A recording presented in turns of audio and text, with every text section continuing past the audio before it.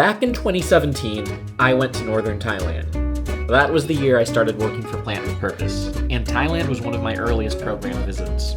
I went to this community called Wailu, a community that has since graduated from the program, and there I met some of the nicest people. This is Nakka, who let me tour her farm and try her fruits. Jacho, who helped this place live up to the nickname Land of Smiles. Bokchi, who was one of the sweetest guys, even though we didn't have a single word in common.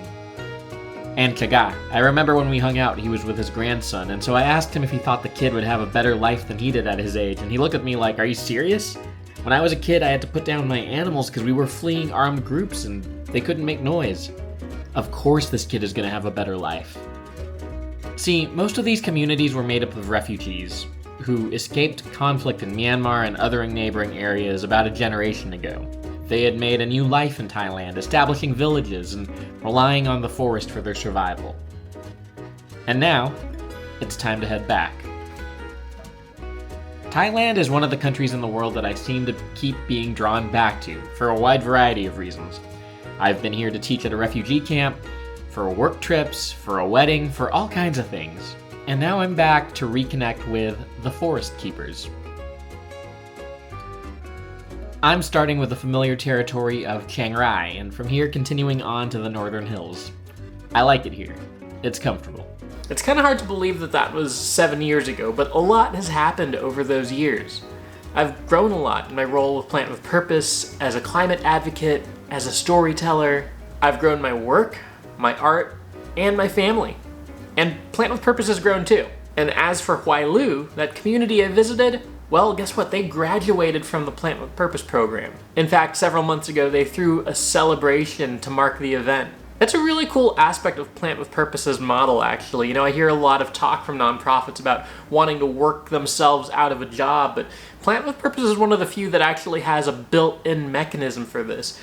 Communities are part of the program for about 7 to 12 years, but there's a plan for them to launch off and do their own thing and fully own the work, which is what happened to Wailu. And now I have the chance to go back. I'm here in Thailand. It's my 4th time in the country, my 2nd time to see Plant with Purpose programs.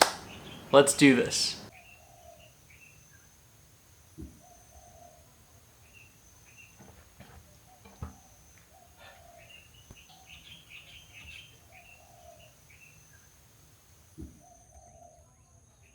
To me, being back here is pretty wild, because some things have changed quite a bit, and other things haven't changed at all. The things that have changed are pretty obvious, right? Especially if you think globally, 2017 to now, a lot has changed in the world. In general, we've had massive things happen that forever alter the timeline, So with that being the case, then a lot of the things that stand out to me are the things that haven't changed. The fact that I'm still doing my thing at Plant with Purpose. Still lots to learn, but also more experience. And the fact that the community I went to last time has now graduated. And so now I'm visiting Mae Nawang at a very different stage in its journey. I think people tend to have pretty extreme feelings when it comes to change, like either everything feels like it's constantly changing and out of control, or that nothing ever changes and we're just kind of bound to repeat the same cycles over and over. In reality, neither of those things are true. Both those ways of thinking feel a bit too black and white to really reflect what's going on.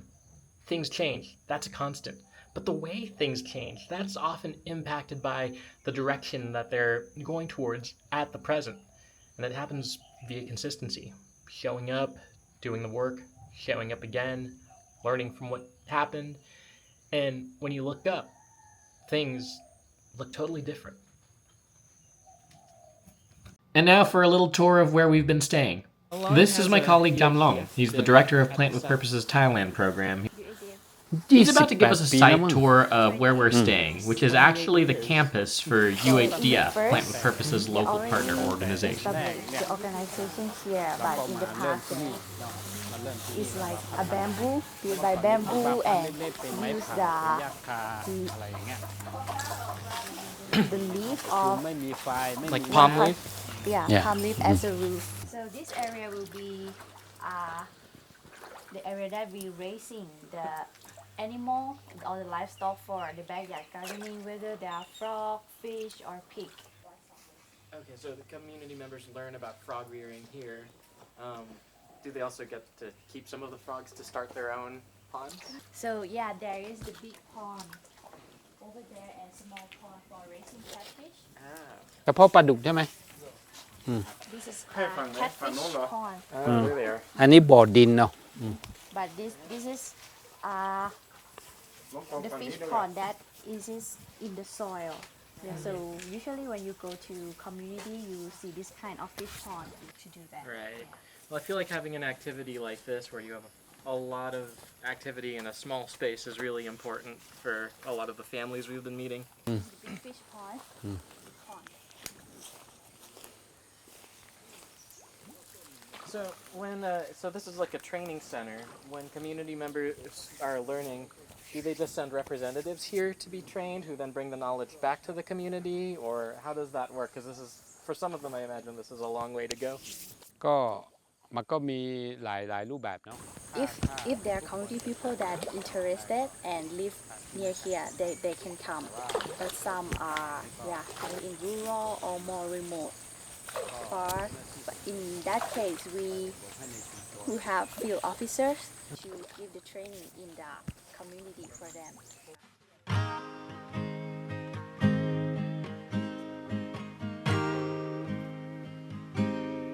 ต้นไม้ที่ส่วนใหญ่กินได้ดิบก็กินได้ It's edible fern and it is can find in the nature and also important for the people who live in the rural as well. They only want to produce and promote the Certain. hybrid. ไม่ใช่ not a hybrid. ไฮบริดใช่ Hybrid Oh, seeds okay. that So we keep some of the seeds of the native products here so that they're still available to protect the genetic diversity. Is that the kind of the goal?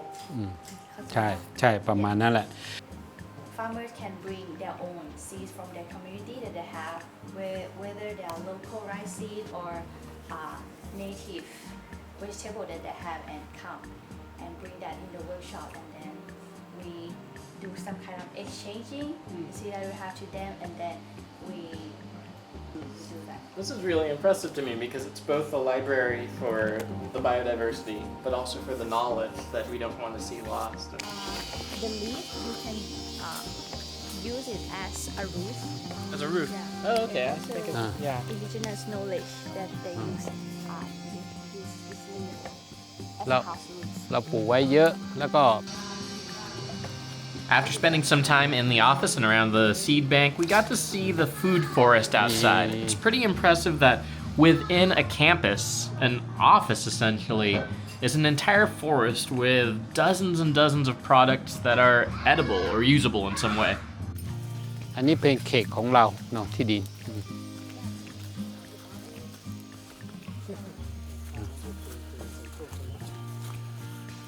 ที่นี่มีงูเยอะมาก มียุงเยอะมาก Lot of อ่า Lots of snakes? เออเพราะว่ารอบๆเนี่ยเขาใช้สารเคมีอ่า I will look ahead for you all. because all the plantation around here they use chemical. And there's no chemicals here, so they're like, oh, this is where we can take a break from all the. Ian, do you ever think this is my office? This is. Yeah. Work in the office and come here to take a break and then go back to the office. Your office has a forest. I don't think most people can say that.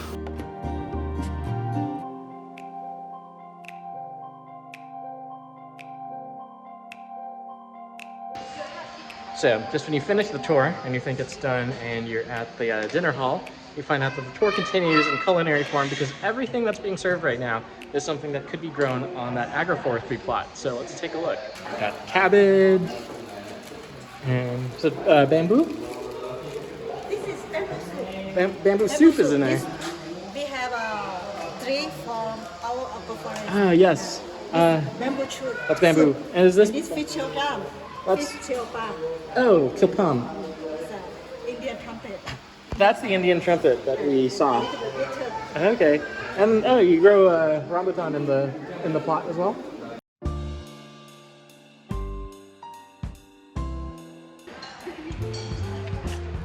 This stuff is really cool, but what is it here for?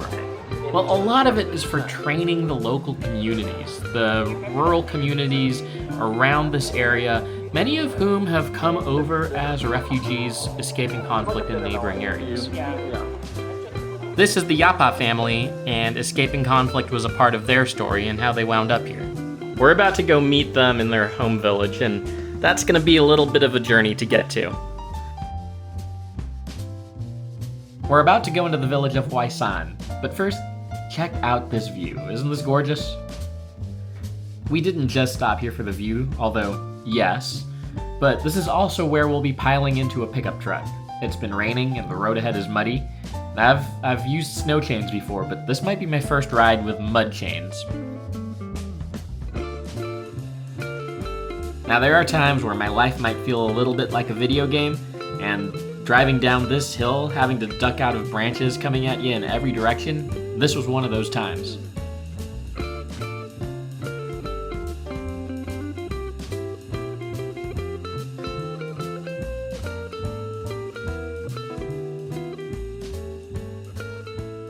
After sharing a great meal with the community members, it was time to hear their stories.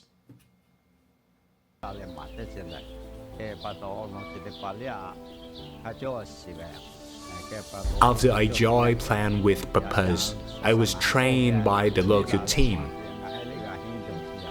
Through the training, I learned new agricultural techniques and ways to improve my farm. After joining the project, I planted trees among our other crops. I can already harvest the shoots from those trees. I hoped that in the future this would provide something to eat. If we compare with the environment now with the past, it had improved. They are seeing many benefits, which brings joy to them and their families. Witnessing this positive change is truly inspiring. Right now, I am happy. I do not worry.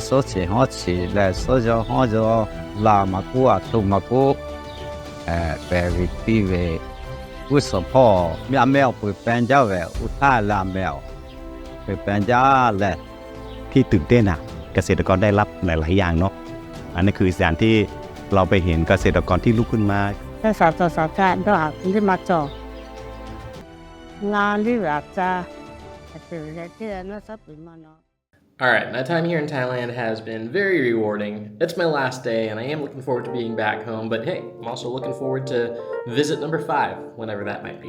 You know, for the trips I take, for the longest time, going to new places has always had the strongest appeal. It's just that the world is so big with so many different pockets that it's felt like I had to keep going at a certain rate if I was ever going to see all the places I was curious about within my lifetime. And I still love new spots because they invite that beginner's mindset, which I think is one of the best things travel has to offer.